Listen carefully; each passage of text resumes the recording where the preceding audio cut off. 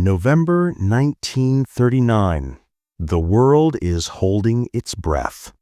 Hitler's war machine has just crushed Poland in a matter of weeks, and his new, terrifying ally, Joseph Stalin, is looking north. Stalin, paranoid and expansionist, turns his eyes to the small, democratic nation of Finland. He demands land, key strategic islands, and a large swath of the Finnish border to create a buffer zone for his city of Leningrad. The Finns, a nation of just under 4 million people, look at the Soviet behemoth, a nation of 170 million, and they give a simple answer: no. Stalin is furious. He believes the Finns are arrogant, a minor inconvenience that will be brushed aside. His generals, eager to please their terrifying master after the devastating military purges, promise him victory in 12 days. 12 days. The plan is simple: an overwhelming, unstoppable avalanche of steel and manpower. The Red Army masses over 500,000 men, thousands of tanks, and an entire air force on the border. They are prepared for a parade, not a war. What they are about to walk into is not a parade. It is not a war. It is a frozen hell. This is the start of the Talvisota, the Winter War. And the Soviets, with their brand new tanks and modern tactics, believe they are invincible. They have forgotten one crucial detail. They are invading a nation of forests, of lakes, and of sisu, a Finnish word for a type of white-knuckled, impossible grit. They are invading a land where the sun vanishes for weeks, where the temperature drops to 40 degrees below zero, and where the snow itself is a weapon. And in that snow, a ghost is waiting. The Soviets have numbers, they have tanks, they have bombers, but the Finns have him. He is not a general, he is not a commando. He is a quiet 5'3" farmer, a man who spends his days tending his farm and his weekends winning local shooting competitions. A man the Red Army will soon come to know by another name: Paralyzed, the White Death. This is the story of how one man, armed with nothing but a simple rifle and an ancient understanding of the winter, would do the impossible. This is how Simo Häyhä single-handedly paralyzed an entire division, terrified Stalin's generals, and became the deadliest sniper in the history of warfare. The Red Army's plan was built on modern technology. Their snipers were the best equipped in the world, using new, high-powered scopes to find their targets. But Simo Häyhä refused one. He called this new technology a weakness. A scope forces a sniper to raise their head higher, creating a bigger target. The glass lens can fog up in the -20-degree cold, or worse, glint in the low winter sun, acting as a come-and-kill-me beacon. Simo's crazy trick wasn't high-tech. It was the opposite. He chose an old, reliable rifle with simple iron sights. It was impossible to see. Let him keep an iron-low profile, and it would never betray his position. While Soviet snipers were hunting for targets, Simo was just waiting. In the frozen forest, the slightest mistake was a death sentence. Soviet snipers, huddled against the cold, would take a shot, and their position would be instantly revealed. Not by the muzzle flash, but by the fog of their own breath. In the -40 degrees air, a single exhale looked like a puff of smoke, a perfect target for an enemy counter-sniper. But Simo had a crazy trick for that too. He would lie motionless for hours, packing his mouth full of snow. The snow would cool his breath, making him completely invisible. He didn't just use the cold, he became the cold. He was a ghost, a man who could kill you from 400 yards away without ever breathing. The Red Army was hunting him. They scanned the endless white landscape, looking for any sign, any mistake. A sniper's biggest giveaway isn't the sound of his rifle, it's the muzzle blast. A single shot would kick up a cloud of loose snow, a telltale puff that screamed, "I am here." But Simo had a trick for that too. He would build a small snowbank in front of his rifle. Then he'd pour water on it, freezing it solid. When he fired, the muzzle blast hit solid ice. No puff of snow, no sound, nothing. He could shoot from 300 yards away and the Red Army soldiers would just fall. They died without ever knowing where the shot came from. He wasn't just hiding in the snow. He had turned the snow into a silencer. Simo's tricks did more than just kill. They created terror. Red Army soldiers were trapped in a frozen nightmare. They couldn't make a fire to stay warm because the smoke would draw a bullet. They couldn't gather in groups for morale because a group was a target. They couldn't even breathe without fear. The Finnish wilderness became a no-go zone. Officers who were sent to the front would refuse to go. Entire platoons were paralyzed, not by a machine gun, but by a rumor. They didn't know his name, they just knew the legend. They called him Belaya Smert, the White Death.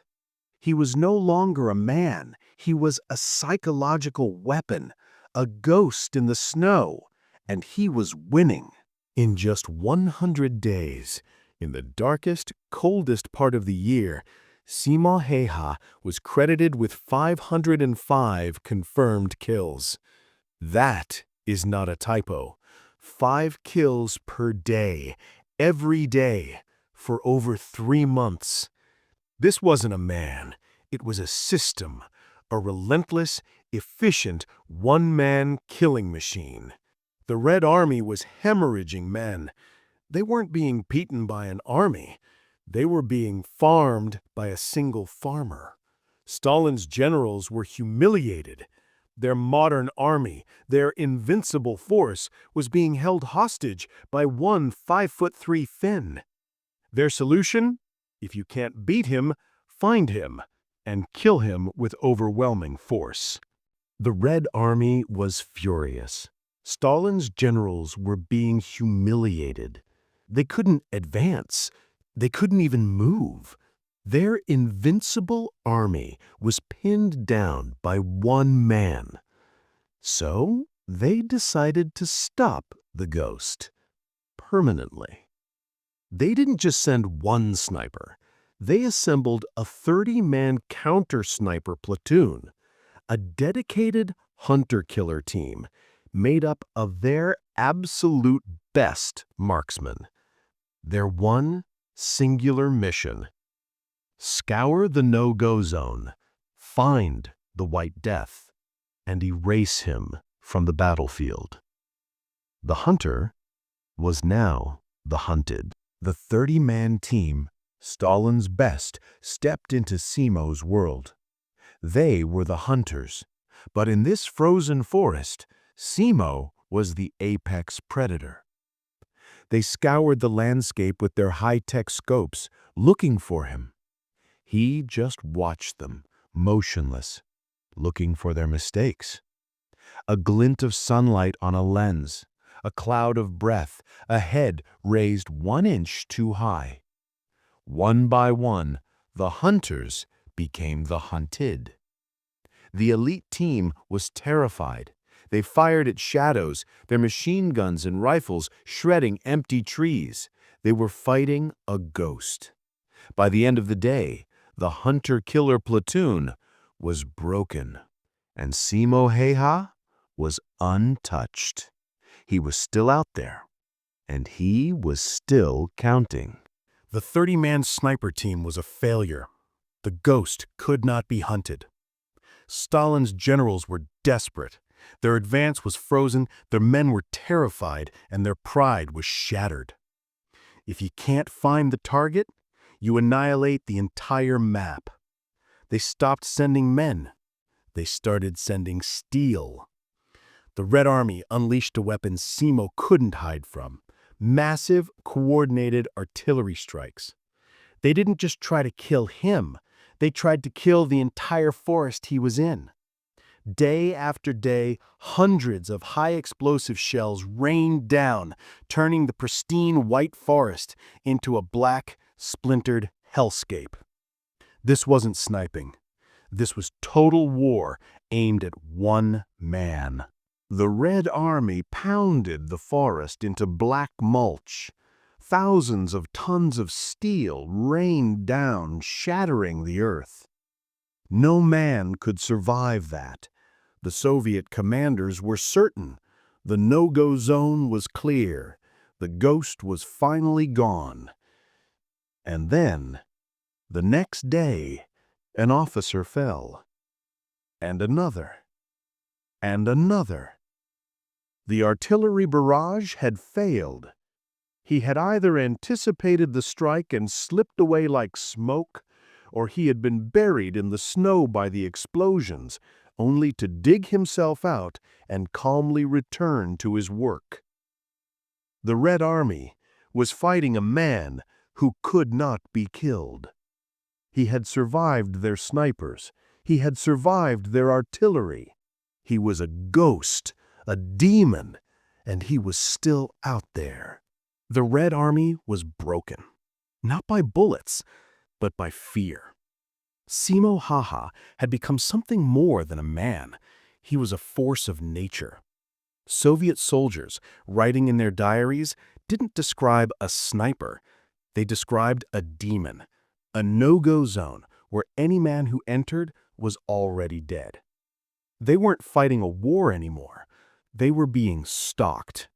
The Finns called it Mahdi tactics, but for the average Red Army soldier, it was a trap. They were surrounded by snow, starvation, and a ghost who could kill them at any moment from any direction. Morale collapsed. This wasn't a battle. It was a one-man execution. The Red Army was so terrified of the sniper, they forgot he was also a soldier. Simo didn't just kill from 400 yards away. When the time was right, he would leave his sniper's nest, pick up his other favorite weapon, the Suomi KP-31 submachine gun, a buzzsaw of a weapon, and he would charge. While Soviet platoons huddled in their trenches, paralyzed by the ghost in the trees, Simo would flank them. He would appear from the blizzard like an apparition, his white uniform making him invisible until it was too late, and unleash hell from point-blank range. He wasn't just a sniper. He was a one-man army. And he was also credited with over 200 submachine gun kills. Let's put the 505 kills in perspective. This wasn't modern warfare with laser rangefinders and perfect visibility. This was the Winter War. The sun would rise late and set early, meaning Simo was operating in just a few hours of murky gray daylight. He was fighting in -40-degree temperatures, where metal freezes to skin and survival itself is a full-time job. He did this with iron sights. Today, the world's best snipers, with million-dollar rifles and spotters, struggle to get a fraction of that record in ideal conditions. Simo Häyhä was averaging over 5 kills a day in a frozen hell with a farmer's rifle. The numbers weren't just historic, they were impossible. The Red Army was out of options. Their snipers failed. Their artillery failed. Their hunter-killer teams failed. They were now just surviving. But on March 6, 1940, after 100 days of terror, a single Soviet sniper, hidden in the chaos of a brutal counterattack, got lucky. He wasn't aiming at a man. He was aiming at a legend. He wasn't using a normal bullet. He was using an explosive round. He scanned the ridge, fired at a barely visible shadow, and the ghost finally fell. The bullet hit. It was an explosive round, and it struck Simo directly in the lower left jaw. The impact was catastrophic. The entire left side of his face was gone. His jaw was shattered, his cheekbone obliterated. The White Death, the invincible ghost who had terrified an entire army, was now just a man, lying unconscious, bleeding out in the snow. His fellow soldiers found him. They said half his head was missing. No one believed he could survive. They dragged his body back to the field hospital, convinced the legend was finally over. The Red Army finally had their victory. With Simo gone, their final offensive broke through. Simo was in a coma for 7 days.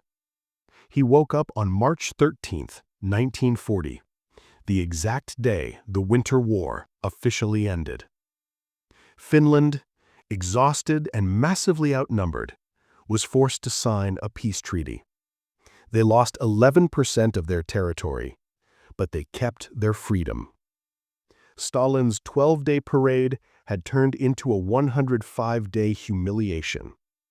The Red Army had suffered nearly 500,000 casualties. Simo Häyhä, the farmer, had survived. His jaw was rebuilt. He had 26 separate surgeries, but he lived. The White Death had outlasted the war.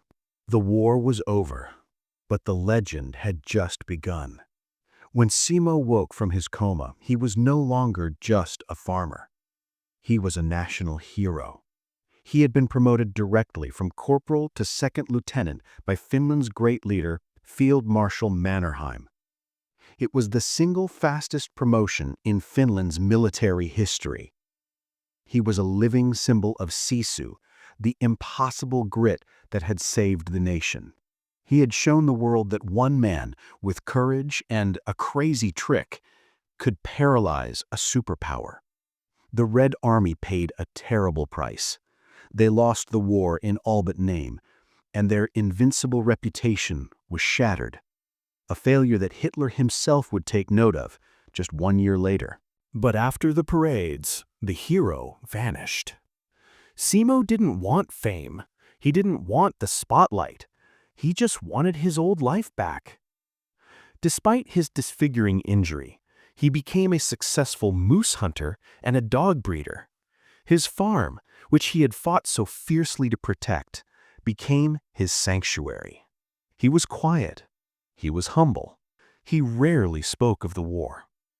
When a journalist finally asked him, decades later, if he regretted his actions, if he felt remorse for the 505, his answer was as simple and as cold as the winter itself.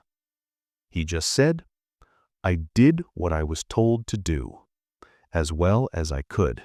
So, how did he really do it? How did one 5'3" farmer paralyze Stalin's Red Army? It wasn't magic, it was a mindset. The Soviets were soldiers, trained in doctrine and equipped with new technology. They thought the war was about force. Simo was a hunter. He knew the war was about patience. While Soviet snipers used new glinting scopes, Simo used simple iron sights that would never betray him. While they revealed their position with the fog of their breath, Simo packed his mouth with snow. While they kicked up a puff of snow with their muzzle blast, Simo froze the snow in front of his rifle into solid ice. He didn't just fight in the winter, he was the winter. He was pure sisu, Finnish grit. He was a psychological weapon, a man who turned small tricks into an art form that Stalin's generals could not understand or defeat. Simo Häyhä passed away peacefully in 2002 at the age of 96. He lived his final days as he lived his life, quietly, humbly, and as a master of his own domain. He remains the deadliest sniper in all of human history. But his story isn't just about a number. It's a reminder that in the face of overwhelming high-tech industrial warfare, one man with grit, intelligence, and a deep understanding of his world can become an impossible force. He was the White Death, a no-go zone made of one man, the farmer who became a ghost and paralyzed an empire.